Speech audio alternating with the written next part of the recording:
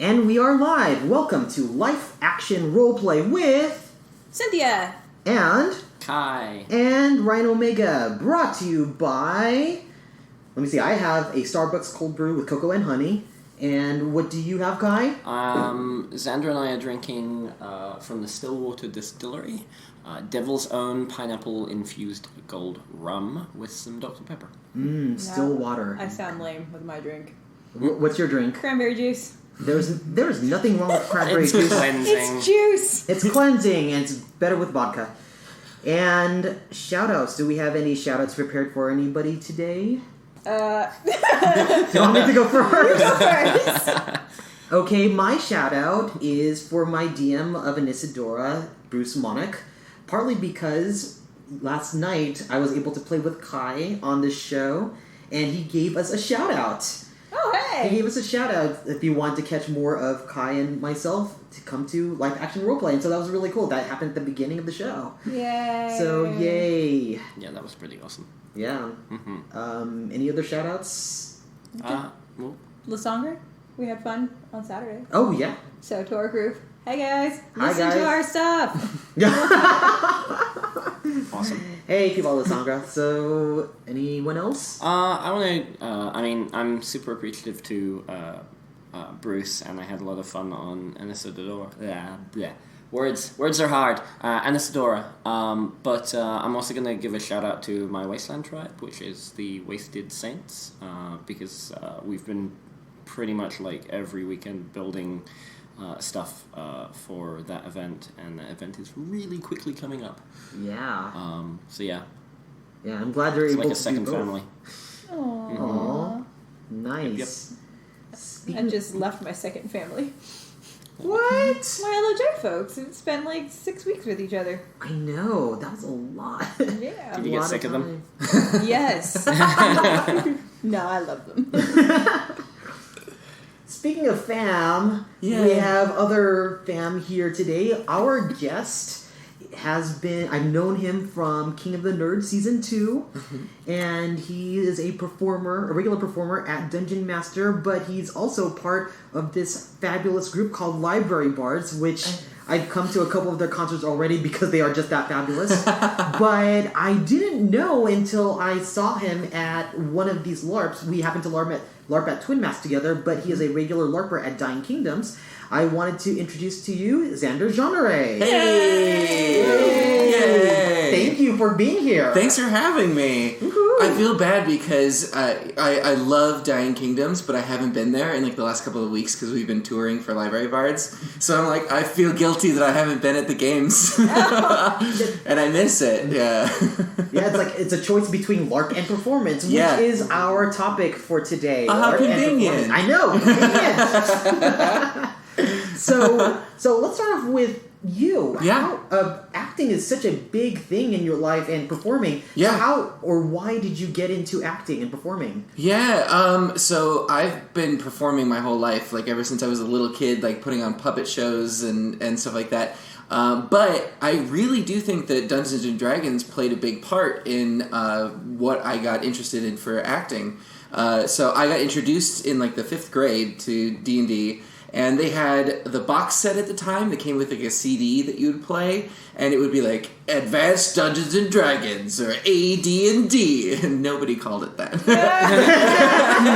And it would like go through how to play or whatever, and so I would rope my friends in to play Dungeons & Dragons, and we would really take advantage of pretending to be the characters, whether we were the NPCs or our own characters.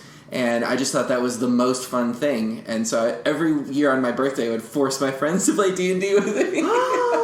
That's awesome! Yeah. Future nerds make some of the best Dungeons & Dragons players. Yeah, absolutely. Mm-hmm. And that's the thing, is like we were all theater kids, so we all appreciated that. And then, just having that as an outlet to go into musical theater and community theater and things like that, too.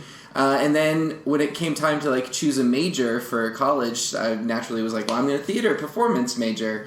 And I came from like a small town in Wisconsin and went to like a fancy art school in Iowa.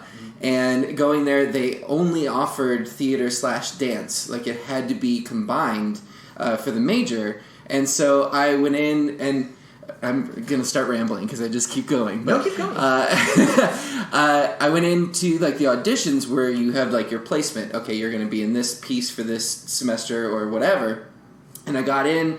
Coming from like a big fish in a small pond to going into this art school, I auditioned for everything, and I got into the dance piece, and I was like, "You sure about that one?" like my musical theater dance training, and I was like, "Ha cha cha cha!" But it turned out to be like one of the best decisions because it opened like my exposure to the dance world, which I'd never really explored before. And so I think Sin can talk a lot about this too, of like combining fantasy with dance and using that as a performance medium. We did like contact improvisation and stuff like that. That's what the main form of study that we did. But we were doing like bar and tap and modern, and it was just a great experience. Yeah. All the things. I had a similar experience in college. So I went to Cal Arts. I went to like basically the Juilliard on the West Coast. Right. And so I was hanging out with all my theater friends. And they're like, "Oh, you can act." And I was like, "Not really, no." And they're like, "No, come on, you're gonna be in our show." And I was like, "What?" And all of a sudden, I was they were like, "Oh, can you choreograph this? It's a show called Equus." And I was like, "Oh, sure. Ooh, yeah. What do I got to do?" And they're like, "You just got to prance around like a horse."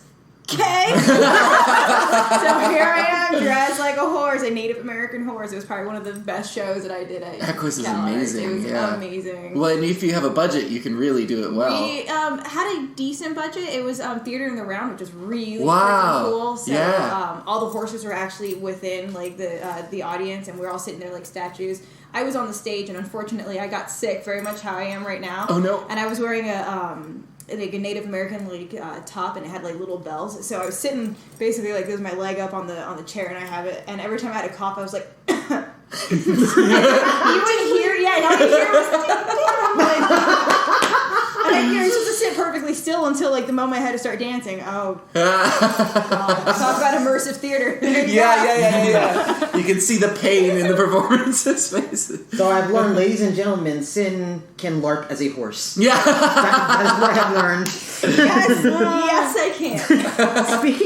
Speaking about LARPs, how did you get involved with LARP? Yeah, well, and so from that background, it was kind of the marriage of both theater and my fantasies of playing Dungeons and Dragons, but like getting to actually inhabit the character and live in that life. It's just such a draw for me, and I know for so many people.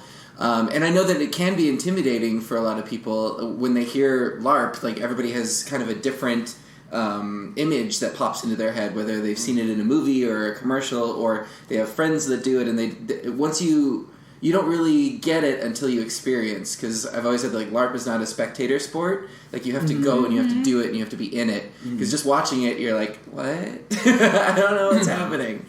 Did you ever have any fears walking into a LARP? Because like I know you're an actor and you're a dancer, but walking into the LARP, was there anything that you're like, I don't know what this is? Especially if it's a system that I'm not familiar with. I don't want to mess it up. Like I don't want to go into a combat and then not know, how much damage can I take, or am I missing a limb, or what's going on, or how do I cast spells?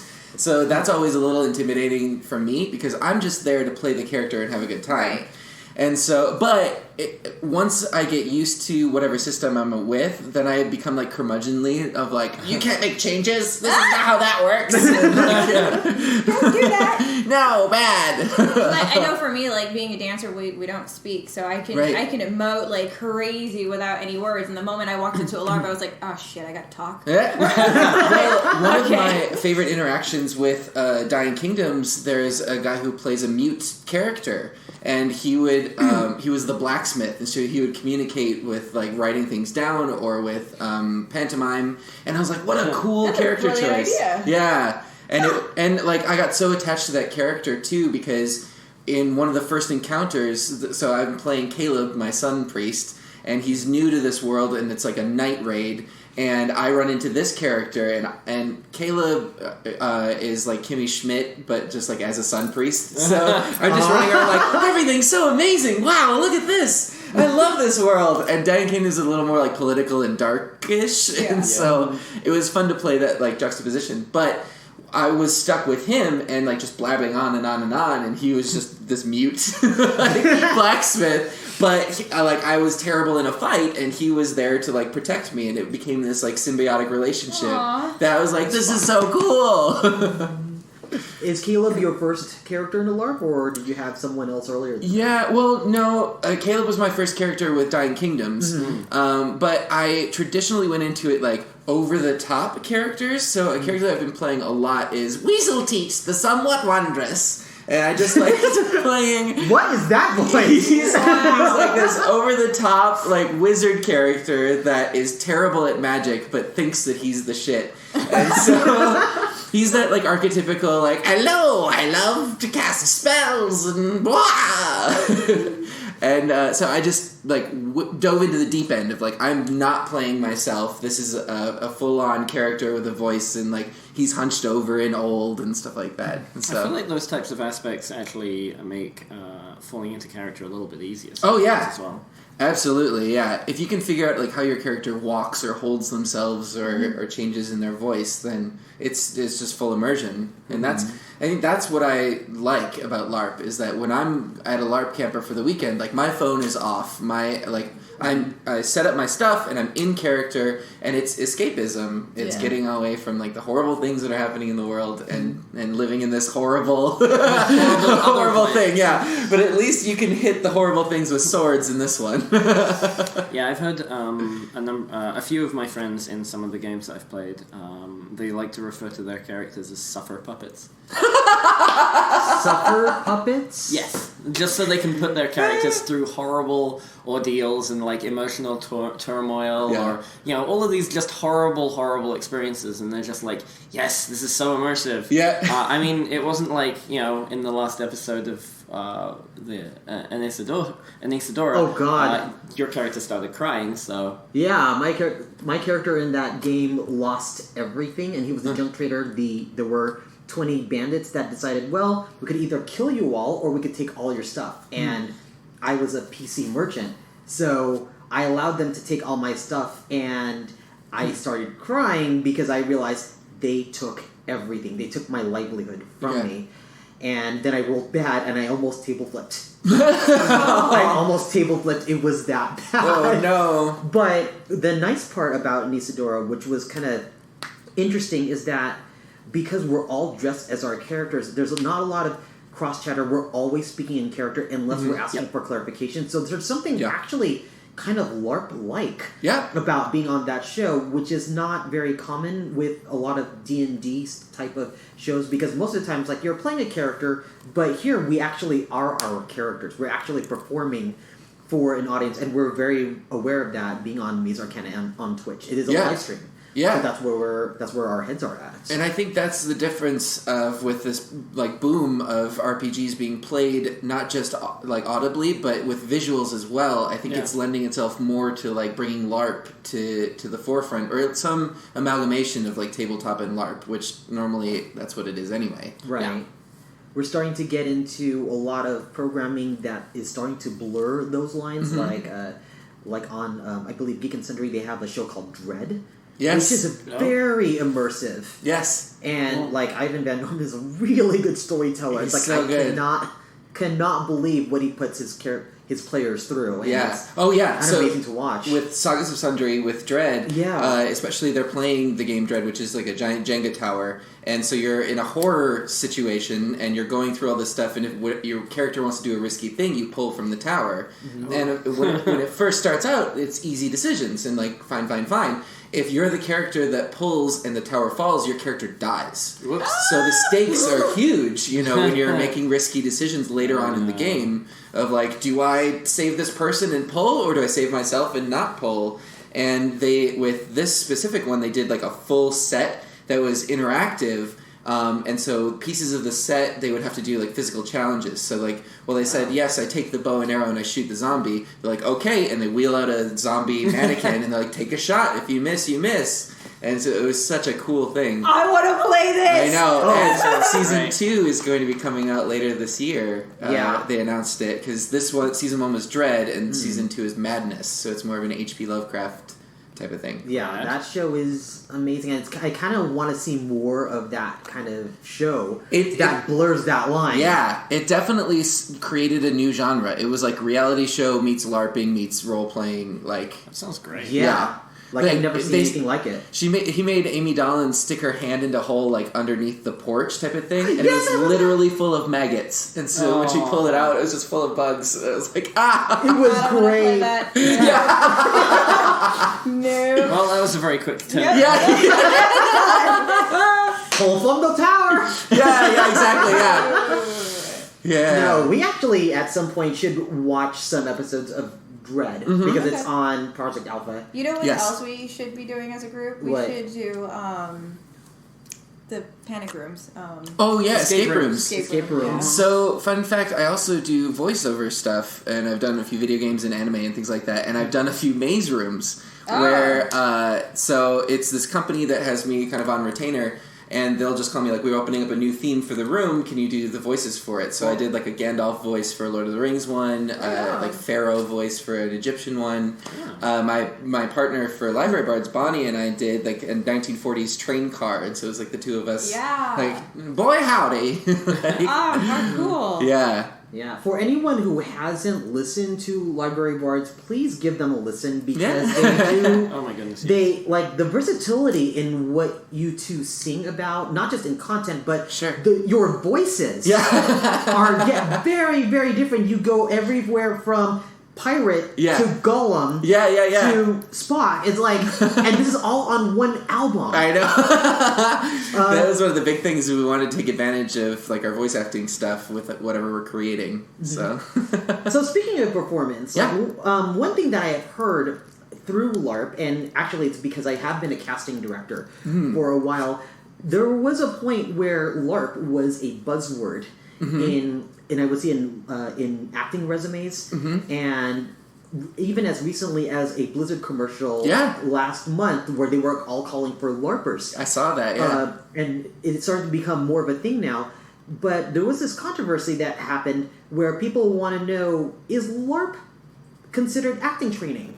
Because people have been very split. People are opinionated yes or opinionated no. So which side do you fall into? Yeah, well, I mean, definitely yes.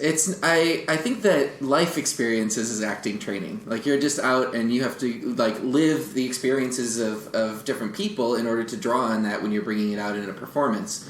But LARPing especially, where you're inhabiting another person and creating this story, it's just one long improv exercise. Like, the basics of improv is, like, say yes, and then continue the story. And that's how you'll have the best LARP experience, is just going in and saying yes to whatever is going on. So absolutely, it's acting training, but it's also, I feel like, an outlet for non-actors to feel what it's like to be on stage in the best way possible, and in, like, a supportive environment. It's a big confidence booster. Yeah. Because you get to experience what it's like being, like, either a more confident person or a badass or timid or whatever you want to explore, and I think that's really cool. So I'll play a little bit of devil's advocate on this one. Yeah. I agree with you that it's experience, most certainly, but I don't think that it's actual formal actor training. So the thing that makes me mad the most as a dancer is when someone says, oh, I'm a dancer, and I watch what they've done, and I'm like, okay, you didn't go to school for this, and you didn't go to these different classes, and you didn't learn this. You can dance. Yeah. You're not a dancer. So to say to someone, oh, I'm an actor because I do a LARP. Well, what classes have you done? Have you done... forgive me, Meissner technique, right? Have you done these sort of things? Because that's what categorizes you as a formal trained actor, right? So I guess I just want to make that difference. Exactly. That it is the experience, and like it's definitely improv exercise. It's a long drawn improv exercise. But like as I'm not an actor. I will never claim to be an actor. Have I done acting stuff? Yeah, sure. Do I do LARP? Yeah, I definitely do, and I enjoy it, and I think I'm a pretty decent actor, but I will never call myself a codified actor. Like, I will never go to a casting call for an actor because I'm not one. And I think that you made a good point where if LARPing is your only acting training, I think then it's kind of fuzzy. But I definitely think of it as, like, supplemental or, like, something to explore that might be outside of Exactly. your comfort zone if you've had the training as an actor. Yeah. So, because I know there are a lot of actors, especially out here, that would never LARP because they're like, that's not what I do. I'm a trained theater actor. I'm a Shakespearean actor. I would never run around in the woods and like that. Don't go off script. Yeah, exactly. Yeah, and that's a big thing. So I wouldn't say if you're a LARPer that you have like the acting credentials of someone who's like done even community theater or something like I that. wonder how many actors actually had as one of their first exposing moments, rather than being a theater kid or something like that, they found out that they liked acting because they started to enjoy LARP. Yeah. And then that encouraged them to actually pursue it in a more professional manner and start taking the actual classes that you spoke of, which entirely go over my head. Right, No, no. that for sure. And I think that there has to be some sort of catalyst, whether it's a school play or LARPing or Dungeons and Dragons in a basement. Like, there's always some spark that's like, oh, I could do this for a living, maybe? Yeah. Get out while you still can. Don't. Right, don't do it! I do know from having auditions where sometimes I did bring people who didn't have any experience but LARP, but I needed, like, they either had the right look or they were available, which was sometimes important in casting. It's like, I just need a body. Availability. One thing that I did notice with LARPers is that if you gave them a prompt, it was easy for them to get into that prompt and roleplay because they're already used to playing a character and doing something. And I actually found that LARPers did this better than most other people who audition. Just give them a prompt and just do something. Right. When it came, but it didn't affect things like cold reading. Either like you either had that skill or you didn't. Yeah. But improv was clearly one place where I did see a difference for someone who had that skill. Right, and I think that's a good way of putting it too, because it's one skill out of like a tool set that you'll need as like a professional actor. Yeah. Right. Like you can't just improv and you can't just do the training. Like you've got to do a mix of everything. Yeah. So a more accurate, a possibly more agreeable statement might be that LARP in general is a good like improvisational like experience. Yeah, absolutely. Or builder, as it were. And You I can level up a little bit on it. Yeah, I would recommend it to actors to go and experience what a LARP is like. And even if you're not into fantasy, there are so many different flavors of LARP. Like there's like dystopian or vampire or whatever that you can probably find an interest for anything. Yeah, didn't you just play a superhero one, Ryan? Yeah, like there is a superhero LARP that I played. That I want to do. That everyone apparently wants to do. Here's the weird part about superhero LARPs, and I tried to figure this out. In the nearly 20 years of LARP that I have done, God, I'm aging myself, but that's totally okay.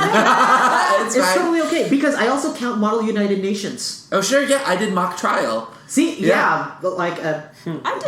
I sat in a mock trial. Yeah. Because when I was doing that, I was like, oh, maybe I'll go to law school, because you can get anything for your undergrad and then go to law school. Yeah. I was like, well, being a lawyer is kind of like being an actor. And I was like, I'm just going to be an actor. Oh, yeah, in Model United Nations, I got to play South Africa during the time when apartheid was still active. However, oddly enough, 2 weeks before we went on, they overturned apartheid. Yeah. So amazing arguments. Amazing for South Africa. By the time we got there, we were being lectured by other nations. Like, you should overturn this. I'm like, yeah, we agree. Yeah. You are wrong. Yeah, we agree. And then so people from UC Berkeley who were in charge of that MUN said, you need to be proactive. And I'm like, what are we going to do? We did the thing. We did the thing that you all wanted, so go us. So it was kind of weird that I couldn't go anywhere. Yeah. Being South Africa. Right. But going back to superheroes. Yes.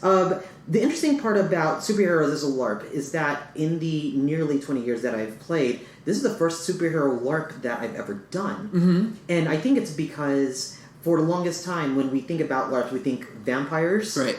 We think of medieval stuff. Yep. Like Twin Masks and Dying Kingdoms. We think of Wastelands. More recently, yes. Yeah. Apocalypse is a newer genre that people have been playing around with, but yeah. Mm-hmm. But I feel like all of those things are like human based. Like the skill sets, while extraordinary or even spellcasting or whatever, you're still fighting with a staff or a sword or a knife or even a gun or anything like that. Yeah.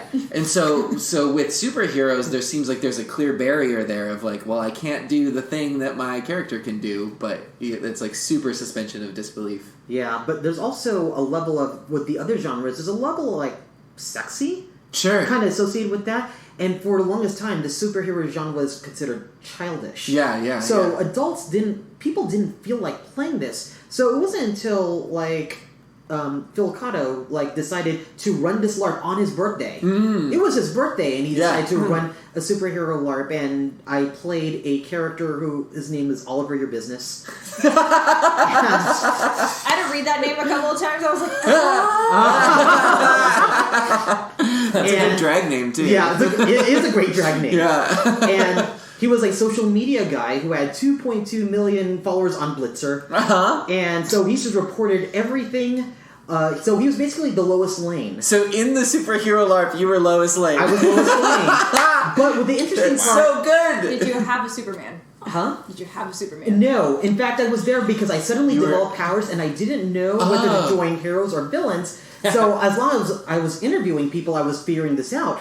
And of course, because I was publicity, both heroes and villains wanted to be interviewed. Sure. But I also had this unusual thing where I took my phone and used it in character to snap people in character, gave them on-camera interviews. Whoa! And then as one of the villains was capturing a hostage, I snapped a picture of it, put it on my Facebook, and it was considered in play. Yeah. It's like, hey, someone needs to rescue this hostage. That's such a So- cool mix. This is a really interesting concept, and it's been bounced around by a few different groups from what I've heard, at least chatting with some game designers. It's referred to as AR LARP. Oh, yeah. Augmented reality. Yeah. The most heavy of them that I've encountered personally is one that Eshkaton are trying to do. It's called Utopia Ascending. It's done by the same guys who've done Dystopia Rising. But yeah, so was it Utopia Ascending or Utopia Descending or something? I'm like the literal opposite. The opposite. Yeah, it's the reverse of that other name, but it's not really connected in any way. And there's a lot of like sci-fi elements, and it allows people to have a lot of different costuming, and they can go like full crazy heavy and light, but. In that one, you were encouraged to make a Facebook page of your character, and a lot of people were running around like constantly like periscoping and streaming. They were recording videos. Some people were running around and being interviewers like yourself, which is really cool. Yeah. And others, because it's very like cyberpunky, almost to the point of there was actually a cyberpunk RPG that I used to play called Slay Industries, and that was very big about like sponsorships, and like half of the role-playing experience was trying to convince all of these companies to let you have their cool prototypes that you could run around and kill people with. That's so cool. Wow. And so in that LARP, you can play entirely non-combat if you want, or you can go off into combat, because they split it up into 3 areas, where they've got a dedicated combat area, a dedicated physical challenge area, so you've got obstacle courses, piloting drones, and solving physical puzzles. Dang. And then you've got the role-playing idea, and it's all based around this model of intending for like day game. Yeah. So they want to have these things potentially available to just like you show up and you just set it up at like a convention. Yeah. And and if you have everyone just like making those pages and they're like, oh yeah, do this, do that kind of thing, and like if you're repping these different mega companies, and all the companies have interesting names like Mouse, which is the German like nanotechnology kind of group, and then you've got Usagi Engineering, which are like obviously the Japanese stereotype and things like that. And The Sailor Moon. I know. The Sailor Moon. I was like, where's my stuff? It's so funny because just Usagi itself just means rabbit. It does, so. yes. And so, at least in game, what I was gathering, people were like running around and being like, "Oh, that person's with the..." They find out someone's working for Usagi, and they're like, "Ah, friggin' rabbits." So cool. And like those characters are actually like doing videos and like repping what they're wanting to do, and NPCs will come up to them and be like, "Hey, I want you to start trying to sell this product."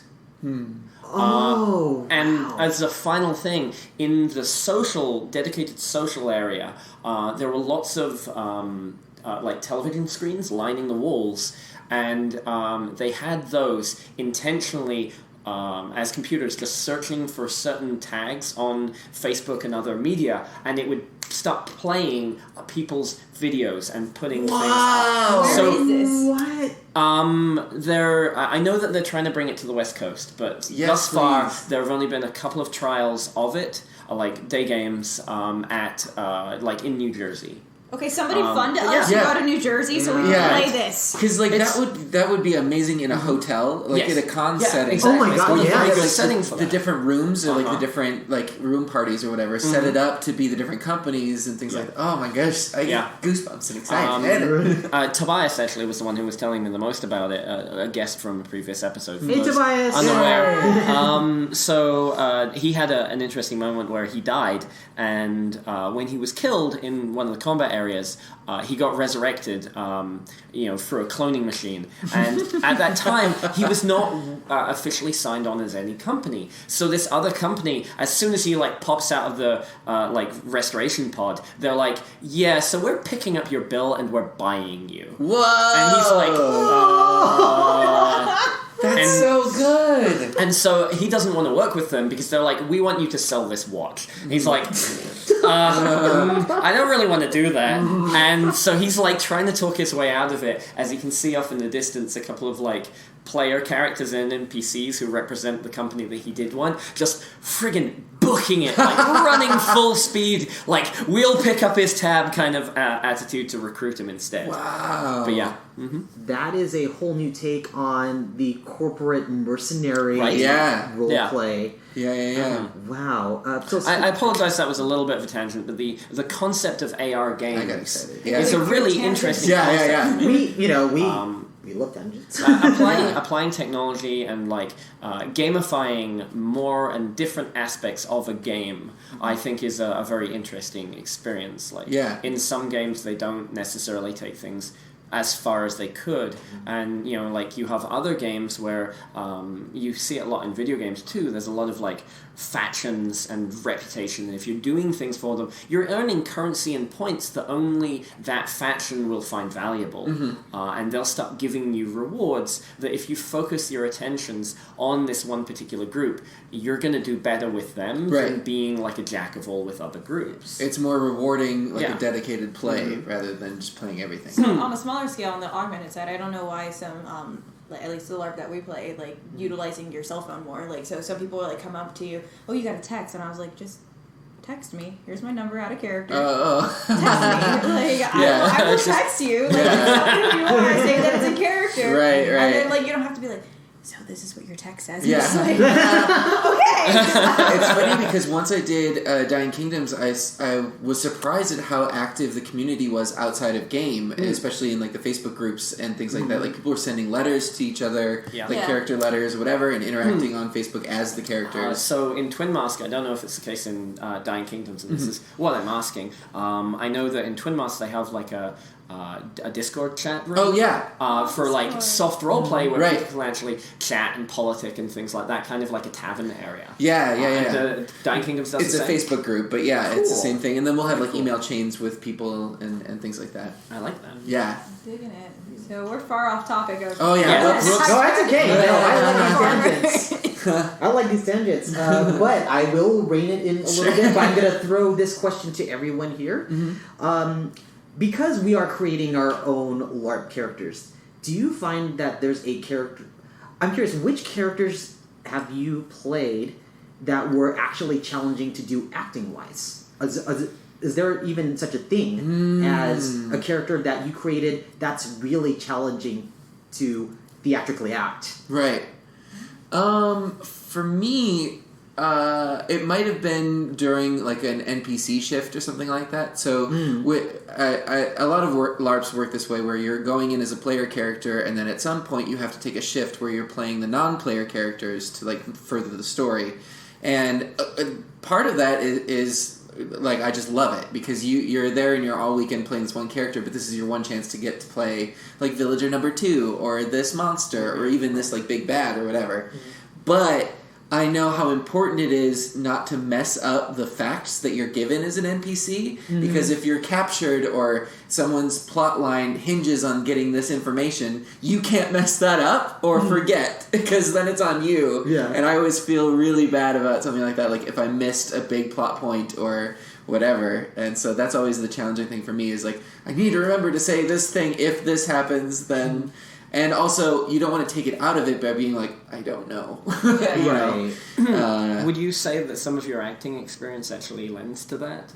Like memorizing lines and things like that? I think so, yeah, because I'm more practiced at it than like Joe Schmo, who's just out there for a weekend from the bank or whatever.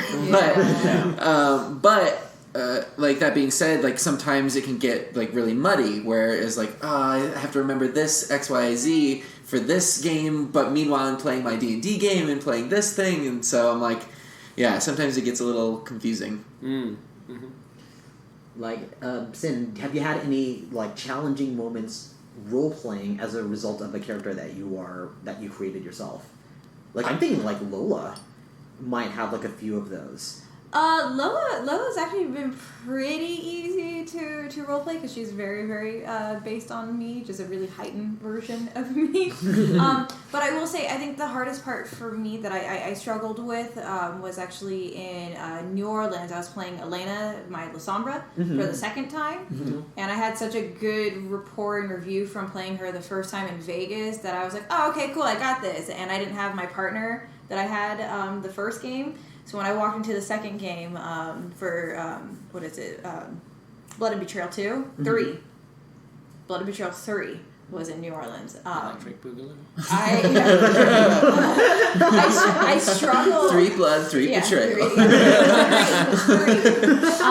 I struggled not knowing anyone that was a PC. I knew all the NPCs, and they were all busy doing a bunch of different things. So I like literally sat in the corner for a good 45 minutes by myself, just being like, what am I gonna do? Like, Right. I don't have any driven agenda. I didn't like the La Sombra agenda. Like, my whole like idea was like I was gonna just like the La Sombra agenda. Yeah, there was a La Sombra agenda. Oh, they are full of agendas. La Sombra, do not trust those bastards. So like basically my entire challenge the entire night was like, so La Sombra sitting over here, and I was literally like stark across the, like the other side of the room, and like just like they would send people to come talk to me, and I'm like, I don't want anything to do with you. So I doubly separated myself from people. And so that became a struggle for me to kind of like break out and talk to people, because again, my challenge as a performer is I can perform my ass off, but you tell me to start talking and I'm like, what am I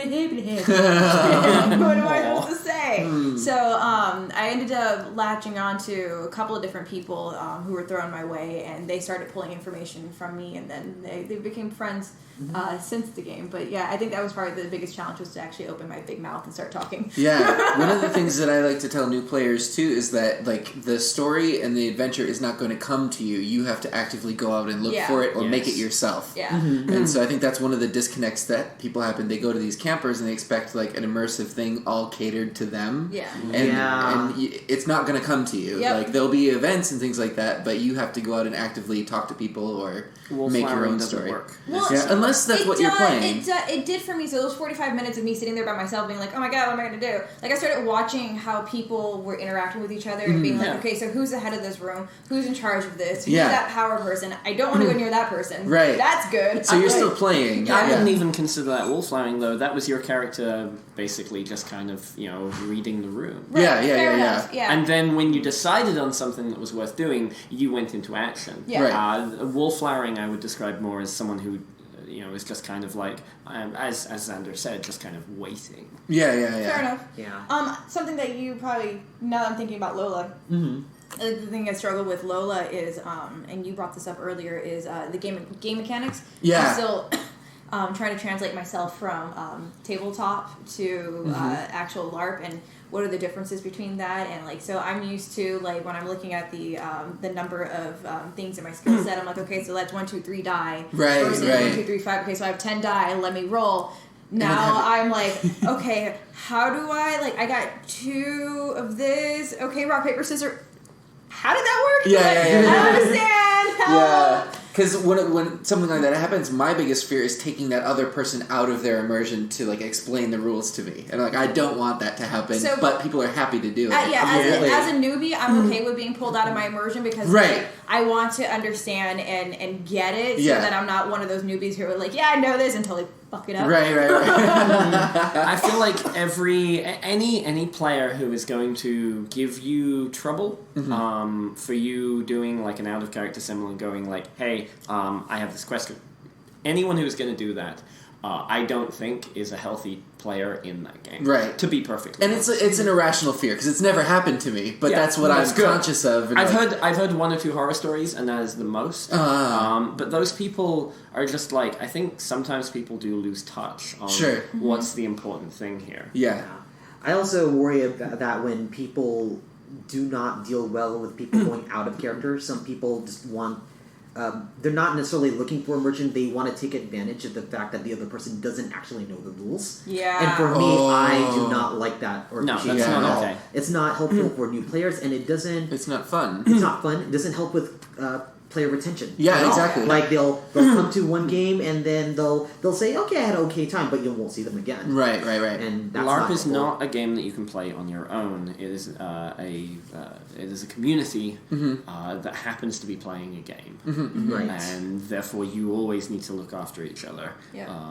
Otherwise, why even bother? Yeah, and I've only had good experiences with the communities that I've been involved with, and I'm aware when I like go into a group that there is drama and there has been stuff, but I stay far away from it. And I'm just like, I'm just playing pretend in the woods. I am a fairy or an elf. Right. Of your choice. But you know, it happens with everything. Like you get so many different personalities, and they're so close and so vulnerable, and like spending so much time around or with each other that you know something's bound to come up. I think you also don't assume that you know somebody's player level based on the fact that they say that they're new. Because, like, for example, I know that some people may have miscounted my experiences. Like, I've done 3 or 4 different LARPs, so I'm not like I'm new to it, but like, I've been talked down to of like, well, you need to probably look at this, and this is how you probably... And I'm like, yeah. I've done this. Right. I just need help a little bit with the rules. Thank you. I'm cool. Yeah. It's hard too because I feel like, and I say this in the best way, that like LARPing communities may attract someone or several people that have like social anxiety, and it might be their way of coping with it, and so they don't necessarily have like the tact to judge that of like, I'm gonna help you, but here's like a tactful way to do it. Instead, it's like, oh sweetie, let me tell you what's wrong or whatever. So yeah, you're gonna have to take it all with a grain of salt. When I started LARP many years ago, I had a really not bad case of introvertism. But, like, that's a word. I guess it is a word now. Sure, yeah. If it isn't, it's a superhero name. Yeah. Introvertism. I'll stay inside. Super on the defense. Yeah. I'll be on the computer. So a lot of my first times LARPing had to deal with trying to figure out ways that I can interact with people, especially strangers, because I had no common ground with them. So often approaching them was a challenge for me. But even more so because my first character that I've ever played in a LARP was in a vampire game where I was a ghoul. So that character was already not only just lower than the totem pole, he wasn't even on the pole at all, and was the person that you kicked. Right. So I kind of wanted to do that because there were some player incentives by doing that, but also it was a way for me to be an observer and still participate. So I needed some kind of, I guess, barrier so that I was okay to kind of watch and assess everything. Yeah. But I learned like a few different things from by having small little performances. Like I learned about icebreakers. Oh yeah. Like little things, because the biggest challenge that I had dealing with being a new player was that if I didn't have anything in common with people and I wasn't part of the plot, how do I interact with anybody? Yeah. And for me, it was something as simple as having a deck of cards, having dice, wearing something interesting, like an interesting brooch, so that people had something to comment on, or I would comment on someone's fan. Yeah. So that it gave me an icebreaker. Like I want to actually do another episode at some point about LARPing for introverts. Yeah. Because there are many people that used to be like me, or I used to be that kind of a person and couldn't talk to people. Now people are surprised when I told them that I have, horrible introvertism. Again, it's now a word. And I still kind of do, but it's very much mitigated by learning all of these tips and tricks. Yeah, absolutely. And it is a performance in itself. Yeah. One of the best things that happened to me as a character, and I recommend this to anybody that's just starting off, is I found another character who did like tarot card readings as their character. And so I was kind of going in with a blank slate. I'm like, here's this character, I'm not really sure where they're going to go, but I'll discover along the way.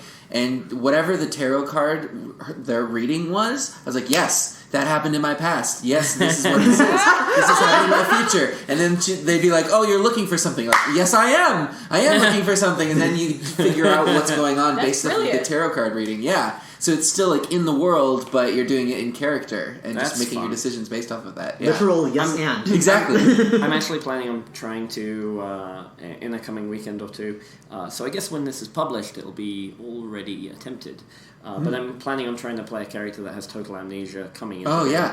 And I'm not expecting much of my character's past to ever come out. Sure. I want to see how the game environment actually forges and creates him. Yeah. Because I think it'll be a really fun social experiment. The character I played at Twin Mask, Tapestry, he had amnesia, and that was a lot of fun. A very appropriate name for an amnesia character. Yeah. My character Lola has slight amnesia too. Yeah, because that always gives you like a cushion if you as a player don't remember a fact or a name or something like that. You have this little give to be like, oh, it's just something I did. I don't remember. Yeah. Or in your first three or four games, usually most players don't write their backstories. So. Yeah, exactly. Yeah. Yeah, like I know the one time that I played a character with amnesia, what I did is I went even a step further, and all my character points I had my storyteller spend for me. So as I acquired things, then that's what I remembered. So I allowed them to go, just go for it. Like just spend it on random things. Now, some of the stuff that they would give me, was incredibly useful. Some of it is like strange lore, strange abilities, like you can ride a horse. But I didn't know I could do that. Yeah. But at the same time, that meant that looking at that ability meant, I could ride a horse. I'm curious what happened in my backstory that I can ride a horse so well. But, but for this character, like sometimes a strange discipline would appear. And so, because it was a vampire character, I would see chemistry, which was Ravnos only. When it popped up, I kind of freaked out because I was like, oh my god, this is powerful, but who do I owe a favor to that I learned this? Who am I partly bloodbound to that I learned this? And I freaked out, and the storytellers loved that I freaked out over random abilities they put on my sheet. Yeah. And it encouraged them to put more and strange abilities, and I enjoyed seeing what they would throw me to. And it would come up later in games like, that's who I owed the favor. Oh, shit. So cool. I love that stuff. It's so cool that the storytellers would do that for me. Yeah. Amnesia. Because it was a very active amnesia for the storytellers to be involved, because a lot of people play amnesia because they didn't have a backstory, but here the storytellers loved playing on it, and I appreciated good storytellers.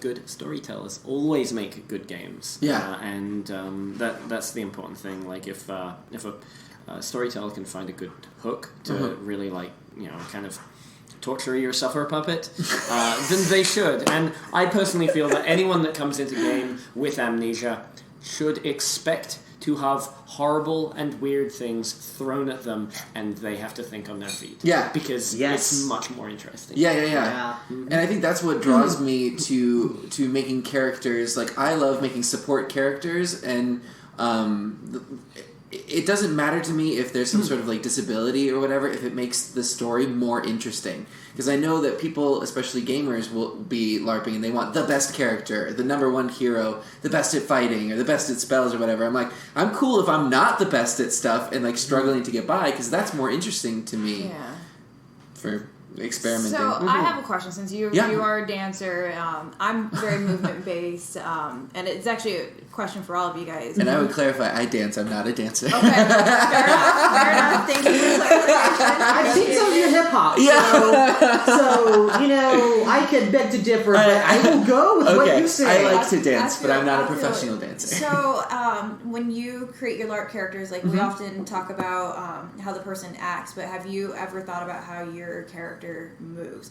Like, yes. With all of my characters, like they may be similar. Like I play the seductress archetype, if you couldn't tell, but each one of my characters have a very distinct way of moving. Yeah. So, especially if I'm doing like an NPC shift where I'm playing a monster of some sort, that's where I really get into movement and how does this character or this creature move. And then Dungeon Master is great too for that, because you're playing so many different characters, just like cycling through, and even just a shift in where you're holding your weight can really make a difference on how you're presented to the player characters. So, and even with regular characters too, I think movement plays a big part in getting in the mood type of thing. Yeah, so I would encourage people to think about how your character moves as well as speaks. Because, like, there are certain idiosyncrasies that people do. So, like, I noticed in a couple of games ago, our Prince, when he was talking about something that made him a little bit more nervous, I saw him start doing... Not counting, but it's one of those things that people with anxiety start to do. Yeah, tapping. And so, tapping their finger. Yeah, like almost like a twiddling of thumbs. Yeah, but it's a specific way of doing it. So watching while he was speaking to me, he was doing this, and I was like, "You're not okay." Like I totally registered that that's what he was doing. Whereas like my La Sombra character, when she wasn't okay, like I had a rosary wrapped around my hand. That's how very La Sombra of me. Yeah. When I would get really nervous about it, I would start rubbing the beads. And like so, it's just something that like it's a character, I guess, idiosyncrasy that. Didn't you have a changeling that had a similar trait as well? I do. It's a cool aspect. Yeah. So I had a Malkavian that I was not Malkavian. What's her name? Well, she has a twin sister. It's a Malkavian. The issue? No. Yeah. It was she. It was a she. Yeah. Very very bad she. But anytime. So I created her when I was having really bad anxiety attacks, and some of the stuff that she would do is like actually like scratch her leg when she was like really really bad. And so when I started tabletopping / like soft LARP, it would like I would start kind of doing that sort of thing.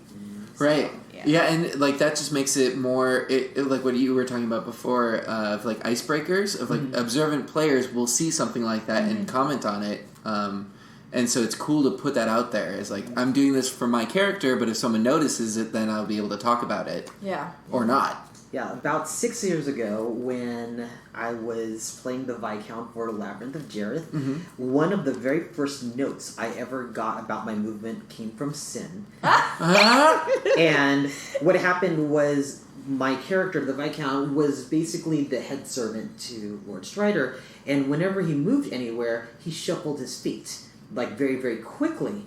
And one time on stage, as I was moving, Sin stopped me and she goes, "No, stop shuffling your feet, like walk more determined." Right. And just that one movement changed how my character was perceived. He went from very subservient servant to someone who was behind the throne. Right. Just that one movement, but it was the very first director note I ever got. Like, it literally affected the development of the rest of my character. Yeah. Well, it's true. I have a kind of wild cave dwelling character that I play in Dystopia Rising, and he's quite a contrast to the other character that I play. One is a kind of rockabilly gang leader. So with him, I'm quite often kind of like, a lot of people don't notice it, but I'm kind of like silently snapping my fingers sometimes, or I'm kind of like bobbing my shoulders to like a beat that I'm kind of listening to that isn't there. And for this other character, he's always kind of crouching down a lot more. I have my feet wider spread, and when he's walking, there's definitely a lot more of a kind of bend in my knees, and especially a drop on my shoulders, where I'm just kind of prowling more like I always think of it more like a cat or a larger animal, one of the ones that as they're kind of like prowling forward, you can see the very clearly kind of like pendulum-like motions on their shoulders, kind of like rocking almost like a boat as well. Yeah. And so for that character, I always do those kinds of over-exaggerated kind of, with every step, the big shoulder sways. And everyone, not everyone, but like the people who notice and talk about it are like, I didn't realize that other character was you, not because of like some of the, I have like teeth on, or I'm sometimes wearing like goggles, or I have lenses and stuff. Those things don't really change my face that much. But it's much more the way that character is moving. Mm-hmm. A lot of people don't instantly go, oh, that's Kai, because I don't walk that way. Mm-hmm. And so they see it a lot more in the physical projection rather than the actual like physical appearance, which I think is really exciting. Like as you were saying, Ryan, like those details can absolutely change the perception of a character, and it's really cool, really fun. To play around with those. I do kind of want to wrap this up, so there is one final question that I do want to throw to the group here. Mm-hmm. What is your favorite performance that you have done as a LARP character? Like, I guess your favorite theatrical moment that you got to display in front of everyone. Yeah. So, my character Caleb, who's the Dying Kingdoms character, is the Sun Priest, and as part of like leveling up in the world, he had to like perform ceremonies. You had to do a funeral, a wedding, and like throw a festival or something like that. And I do Dying Kingdoms with a lot of the people that do Dungeon Master, the show that I do in downtown LA.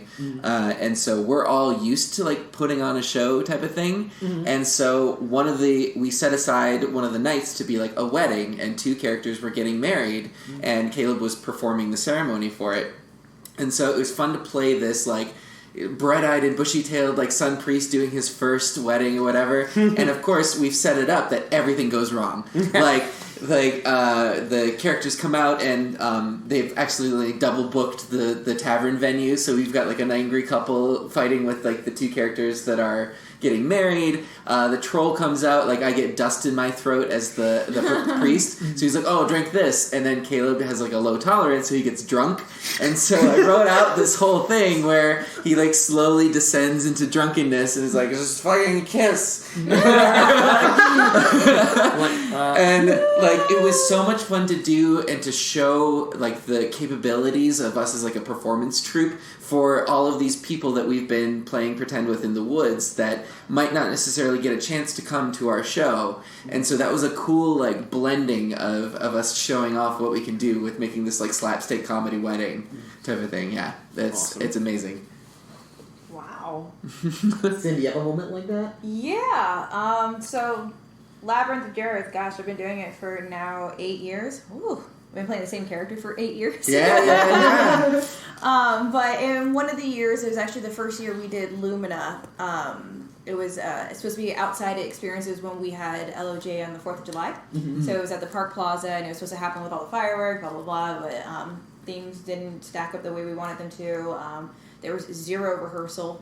I mean, zero. Like, we got the music the night before, and they're like, yeah, so CO2 is gonna happen here, and this is the effects that are happening, and this is the story we want you to tell, and like, so do you guys want to choreograph anything? And this was like at midnight, like the day before the show, and I was just like, nope. Like, I am tapped out, so we are gonna wing this, I guess. Is that what we're all okay. So we walked in. We all kind of got set up, and it was Sasha was playing the queen at the time. We had the elementals and me. I mean, obviously I'm a elemental. This was an outside performance. This right? is an outside I performance. remember seeing this. So we knew the story. So like, the fire elemental will come on when the fire comes on. So she did all her fiery movement, and it was beautiful. And like the air elemental came in, and she was a ballerina. So the fire elemental was Kelsey, right? Kelsey was one, but Sheena was Kelsey. playing the fire elemental at this time. Earth would come in, and she was a hip hop dancer, so she would kill it with some hip hop dance. And then so I'm there doing my Vasidi thing, and the cruxus of the whole thing is that the Talisk, Lasig, Alex is supposed to come in and like basically break the whole like beautifulness of what's happening, right? So we have a whole giant group of people like watching us, completely immersive moment, and he comes in, but we never really talked about like what is it that he does, Right. And so my character is a warrior, so like we never talked about what my character does. So there was a moment where he walks in and he does a oh, and I'm just like. And like everybody's like standing there like this, and I'm standing in like my most powerful stance. And Sasha and I talked about this afterwards. I don't remember what happened, to be honest with you, because I dropped so far into my character of like trying to block him and like pushing my own power like out to stop what he was doing that apparently it was a really good performance. I don't remember a whole lot of it other than I was fully immersed in Vasidi, and like I was really out of breath at the very end because I was pushing my breath, and Sasha and I were very connected at that moment as well. So she and I were like, I can feel everything that like everybody was pushing towards and pushing him away, and he just walked away. And like it was that's crazy. so cool. So there's a picture. I would have to find it, but there's a picture of him doing this and all of us standing there, and I don't remember that moment except for it being in that picture. So Dang. yeah, Wow. craziness. Yeah. Yeah, go. Kai, do you have rehearsals? Kai, do you have a performance moment? So I've got two like looser ones. One I've already told a story. I seem to remember telling already on this podcast, which briefly was a mixture of at one game or at one evening a character died who I heard them in trouble. I ran off. One other person comes with me. We were with a whole bunch of people in a kind of a tavern setting, and no one else came with us, even though I yelled, that's Squeak's voice, like, we should go save her. No one actually bothered coming with us. So we went, and we weren't able to save her in time. And that, like, out of character and in character kind of gave me that bleed effect. And I felt really sad about that. And then I started, like, like, out of character, doubting myself, but in character, it turned into this bleed of my character, fully doubting his abilities as a leader.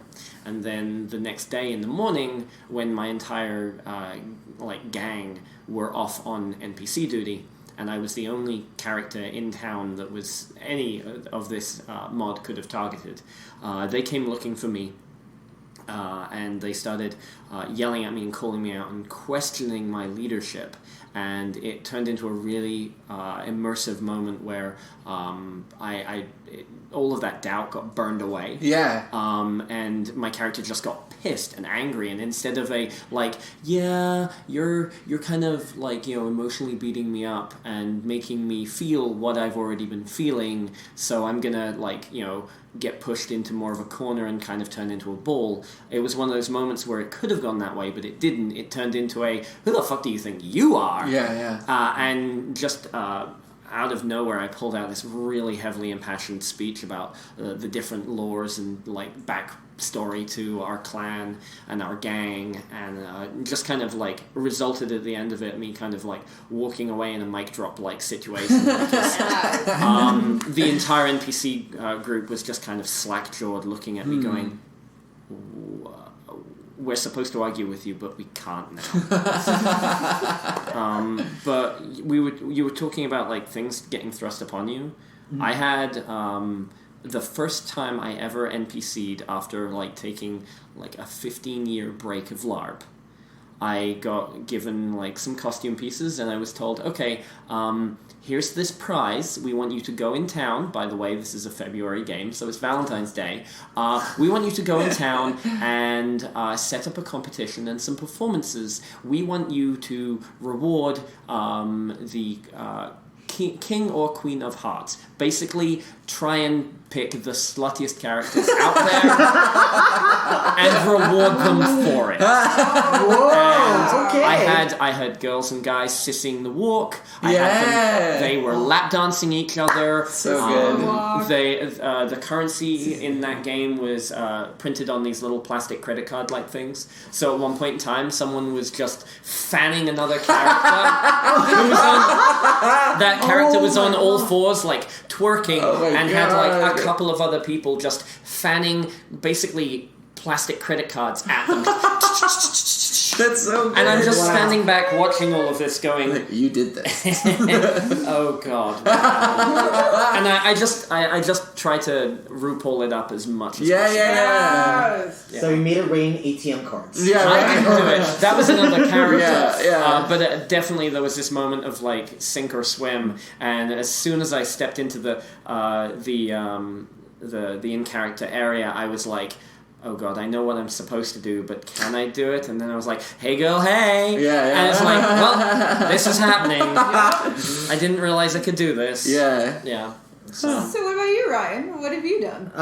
So, What have you done? What have I done? So I guess I'll do one quick and then one that was definitely more LARP based. Yeah. So a long time ago, I played a character called Professor Calvin DeLargo. He is a Malkavian that was embraced when he was old. So because a lot of people like to play vampires that are young and pretty, I was like, I wanted to play someone that was old when he was embraced. So he was old, and as a result of being old, he was very crotchety, and he didn't care what other people thought. Yeah. So when there was a performance happening in Sacramento, there was an actual stage and people did actual performances. And they were short on performances, so I said, I'm going to go up and perform.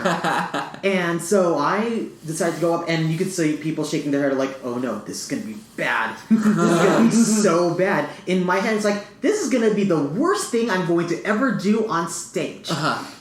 So I did pick a song that I did remember called Today, very classic, Today, So I did that, and so I start off with a very nasally old man's voice. And when I was done, for whatever reason, as I was singing, I thought, okay, I'm just going to do more oomph in my performance. So I just, start belting out this song, and the end, when I was done, things were done, and everyone's mouths would just kind of open and shocked. And then they began applauding.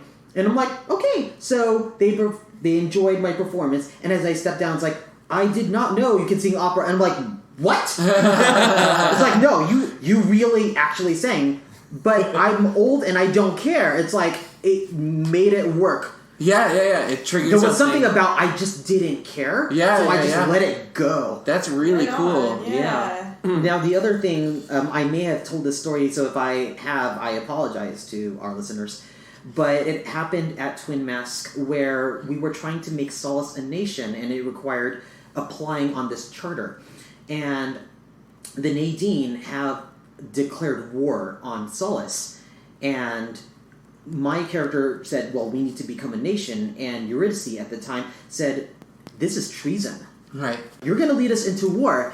And instead of going, no, I just looked at her and said, yes. Yes, I am. Wow. And this is the reason why we need to do this. Yeah. And I don't remember what happened at that one. I just remember saying something like, we started off, and I began telling the story of how game began, and this is why we are a nation. We are all of these different people and different tribes, and we now are our own government, and we now possess our own things. And because another country is declaring war on us, that means we have something valuable, we have something worth protecting. And I go on and on for a couple of minutes, just going, and I'm really impassioned, and I don't remember what I'm saying. I'm just writing this emotion and this charge. And then when I'm done, I go, this is for Solace. For Solace. And when I was done, people were applauding. Yeah. Some people were crying. I had no idea what I had just said. And then the rest of my council members who had accused me of treason said, we're going to sign this and officially become a nation. And I literally had no idea what I said. I was just writing the emotion. Yeah. And for me, that was a piece of theater. And John Bassett, the head of Twin Mask, said, I don't know what happened, but you were possessed by a god at that moment, and it was just I was so in that character. It's terribly appropriate for the character, considering of gosh. what has now happened, where he does actually have a deity practically living inside him, which is a god of theatre. And he is a god of theatre. Ian is a god of theatre, and he has given my current character the power to stop people, like by my voice stun. I don't know if your character was like that when I was playing Twin Mask. That was that character. That was that character. That was that character. For whatever reason, I decided that my character was just anti-bards. Like, he hated storytelling, he hated songs, he hated theater, and it was fun to play. Especially off people that were like, what? Like, why of all things do you hate bards? Like, I don't like bards. I don't trust them. Because they weren't library bards? Because they weren't library bards, yeah. Did you only play Tapestry once? Yeah, just once for Twin Mask. Yeah. Do you think you'll try it again, or? I might, yeah. I mean, because that was one of the things that I found I was really comfortable with the system in Dying Kingdoms, and to double up on games, like one week can do Dying Kingdoms, one week can do Twin Mask, it gets a little too much for me. Yeah. But like day games and stuff like that, I think would be fun, and if that ever happens. Yeah. Well, first of all, thank you. It is time to wrap things up.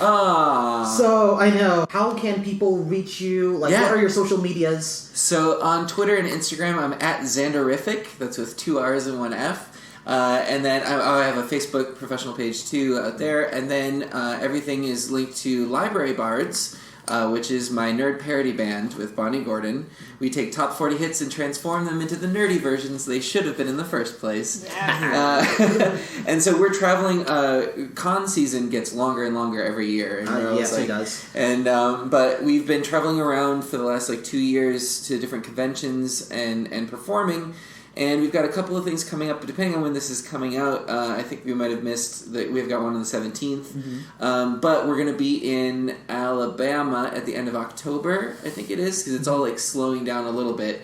We're doing NerdBotCon in Pasadena. We're doing Stanley's LA Comic Con, and then I mentioned before I do Dungeon Master, which is the stage LARP show where we play the NPCs and we have a structure of an adventure, and the audience comes as a character, and we pick 6 of them to go on the adventure, and it's completely improvised, so whatever the characters do affects what we do and how the story is told. Nice. Ryan and Cynthia, I don't think either of you have tried out Dungeon Master, have you? Not so yet. It's coming up the 24th. Yeah, we're gonna have to try and work out a time to drag you guys out. And I've next been to one is pirate based. On the 24th? On the 24th, yeah. They're usually once a month, right? They're the last Sunday of the month. Yeah. I went a while back, maybe a year ago, and it was incredible fun. I did not get picked. Oh no! Which I did not mind. Okay. Because I actually thoroughly the game is just as enjoyable as a spectator sport, and there's even a little bit of audience heckling and stuff. Oh yeah, is actually super fun, and it's really encouraged too. Yes. So, Kai, what is your social medias? My social medias is, as always, Commissar Props. Best one is Instagram. That is KOMMISSAR Props. Kind of like that song, Der Kommissar is in town. But yeah, unrelated. Right, Sin, what are your social medias? Instagram, Cynthia__Marie, or you can find me on Facebook, Cynthia Marie. Alright, and I'm Ryan Omega. You could find me on Facebook and Instagram under Ryan Omega, except for Twitter, which is Ryan OMGA.